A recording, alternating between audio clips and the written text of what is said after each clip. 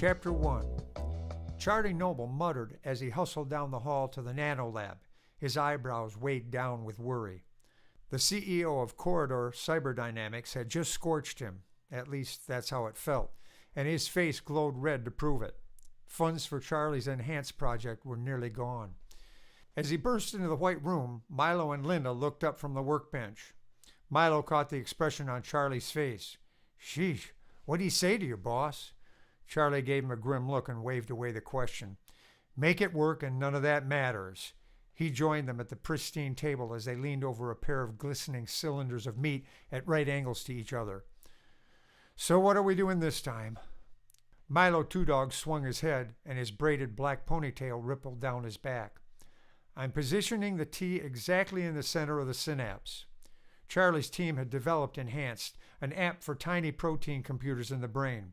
It would act as traffic cop for electrical signals in the synapses. Problem was, it didn't work. Charlie frowned.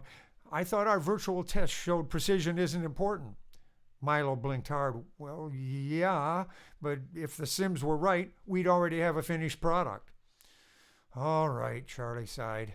Give it a try. Linda stared down at the magnified nerve cells. Come on, baby, her words muffled by a mouthful of pretzels. You can do it. Milo reached for the button. A blue flash shot along one of the nerves, making the meat twitch and split open with a pop. The three of them jumped back and watched as steam hissed from the rent flesh. Charlie closed his eyes and raked his fingernails through his sandy, choppy hair. Shit. The words seemed out of place coming out of a face genetically modified to look like Superman. It's getting worse, not better. Milo put his hand on Charlie's arm. Hey, relax, buddy. We're almost there. Almost isn't good enough. Our money's gone. Charlie didn't mention he'd augmented investor funds by wiping out his personal savings and taking on loans against future earnings from his patents. Everything was on the line. Linda froze, a fistful of peanuts halfway to her mouth. No money? What exactly did Santa Claus tell you in there? Linda Sullivan had picturish features, a turned-up nose and a bobbed blonde haircut with a few untamable strands. Before her genetic rebuild, she was nearing 300 pounds. She now sported the popular petite model. He said we're out of time and the money's almost gone. Anything we don't already know? Milo rolled his eyes. I swear, if it weren't for Herr CEO's cheery demeanor. Don't forget he pays us well, Charlie said. Milo shrugged. Linda's eyelids fell to cynical half-mast. You're only defending him because he's family. And he lets us keep the patents. Work for Orchard, and they own everything you invent. Charlie drew a deep breath and blew a resigned stream of air out his nose. All right, I guess you guys need to know about this. He replayed his conversation with Rob. I don't know what to tell you, Charlie. Rob's eyebrows climbed up his freckled forehead. Our provisional on the patent runs out tomorrow. After that, Orchard gets their shot at it. Charlie's jaw tightened. He knew to the minute how much time they had. Every bit of work he'd done over the past 20 years targeted N-Hanced as the final prize. As far as he was concerned, N would be the great democratizer, bringing hope and prosperity to the downtrodden by making users instant experts, helping them solve their own problems. It wasn't just N's knowledge feature compelling him. He couldn't wait for the emotional stability, and those benefits wouldn't be his alone. He was not about to let Orchard beat him to it. Yes, sir, we're almost there. Just a little stush in the system. Charlie tried not to sound desperate. That's what you said last week and the week before that. Charlie lowered his head and nodded. And don't call me sir. I'm your father-in-law, for Christ's sake. Of course. Charlie's mind veered away from the despair of Barbara's pointless death. Just one more reason he craved N's emotion control. But the virtual reality tests said we should be there. All we have to do is make it happen in real. Well, it's got to happen soon. The investors made it clear there won't be a third round of funding without proof of concept. Not that it'll matter once the patent goes away. Rob's face softened. I don't mean to be hard on you, son. I'm under a lot of pressure here myself. Did I tell you if we don't get this, it could bankrupt us? Yeah, it came out a whisper. Rob got up, stepped from behind the desk, and squeezed out one of his cherubic smiles. I shouldn't have pulled you away from your work. Go back in there. I'm sure everything will be fine. He gave Charlie a comforting pat on the shoulder, but his eyes made a distracted round trip to the digital clock in the upper corner of his vision. Charlie waved away the vid playback. "No pressure, huh?" Milo made a disgusted and shook his head. Charlie rolled his hands out. "So what the heck is screwing us up?" Milo adjusted his ponytail. "I'm fresh out of ideas." Linda reached into a bag of chips. "What if they just don't like each other?" Milo smirked. "Very funny. I'm just saying." "Yeah, I know. Why don't you stuff your face and stop talking?" "Hey, that's not very—" Charlie slapped the table. "No, wait a minute." Milo and Linda jumped. "What?" "Say that again about how they don't like each other." Like they're incompatible. You know, like in a relationship where the chemistry is wrong." Linda shot Milo a cold glance. "Maybe the nerve cell just thinks the tea is ugly." Milo shook his head. "Don't be crazy." Charlie's gaze swept the floor.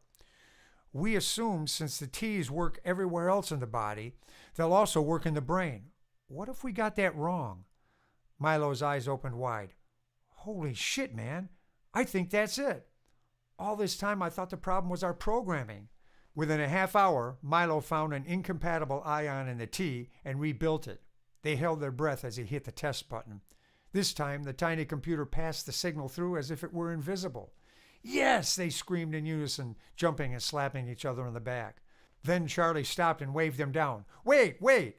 What?" "That's only part of what we need. Test it the other way. Intercept the signal from the transmitter and substitute one of our own." Milo flicked dismissively. "You worry too much, old man. It'll work." "Show me." Switching out the command line, Milo hit the button. Sure enough, the nerve receptor picked up the altered data. Charlie held up a hand. "Okay, now repeat it 100 times."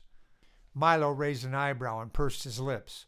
With a wave of his hand, all the tests repeated flawlessly in a matter of seconds. "Told ya." Charlie's face relaxed and a huge smile took it over. "I'll be damned. We did it!" He grabbed hold of Linda's head and gave her a big wet kiss on the cheek. "I love you, you crazy wench." Linda threw him a look of mock arrogance. "Well, of course. Why else did you hire me? For my brains?" Then she got serious. "I get to be first." "Oh, no." Charlie put up a palm. "I've waited 20 years for this." No. I mean, I want to be the first to upload my expertise." A sly smile crept onto Milo's face. "Careful what you ask for, sister. We get your smarts into the machine and we don't need you anymore." "I gotta tell Rob." Charlie started out of the lab and shouted over his shoulder. "Thank Jesus. We can finally get this thing off the ground. Yee-haw!" When he got to the door, he spun around and shook his index finger in the air. "We're going to be number one. Yes!" And he was gone. A few weeks later, Charlie was enhanced full-time. At first, it only gave him instant access to information, nothing from any of their experts. The answer to whatever he wondered was in his head almost before he'd composed the question. More important to Charlie, though, it gave him the emotional control he'd been praying for his whole life.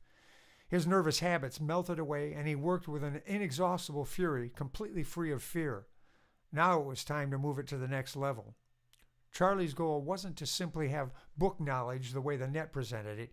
He wanted to feel what someone else knew, the way they felt about it, intimately, with all their passion. But he was also hesitant. He'd spent so much of his life trying to avoid emotion, so much of it having been negative. Then came the day Linda finally uploaded her knowledge into the N-Hanced servers. She lay back in the reclining O-chair, playful as a puppy. "Come on, guys, let's go." It only took a moment for the server to lock onto her profile. An artificial intelligence program asked her a series of questions in her areas of expertise and mapped the location in her brain. Then it asked personal questions in order to wall off sections for privacy.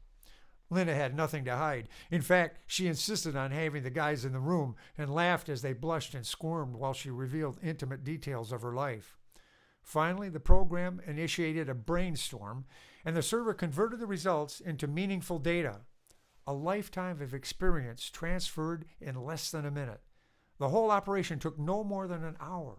Charlie couldn't wait to get inside her head. "Okay, guys, this is it." Charlie flicked a finger, opening the gate to the section of the server which gave him access to Linda's thinking. Linda and Milo fastened their gaze onto him. Charlie's face went slack, and his eyes glazed over. He opened his mouth and slurred, "Duh, I feel stupid." Linda looked shocked. Then, when a wicked smile snuck onto Charlie's lips, she slapped his arm. "You fucker!" She giggled. "What an asshole!" Milo laughed. "Oh, that was precious." Linda said, "So, what is it really like, shithead?" Charlie held up a hand. "Okay, honestly, it is completely awesome." He blinked his eyes and shook his head. "Let me find a way to describe it. When I normally think about numbers, using basic N, I have something like a calculator in my head. I can perform operations in a snap. But you think about numbers with something bordering on reverence. To you, they're organized by colors and grouped in shifting patterns, making them a joy to work with. It's like going from black and white of Dorothy's canvas to the brilliant kaleidoscopic land of Oz. Through your eyes, I see the relationships between numbers and how they hold the secrets of the universe. I feel, what, almost in love with them? It's beautiful." Linda squealed. "That's exactly how I see them. Exactly."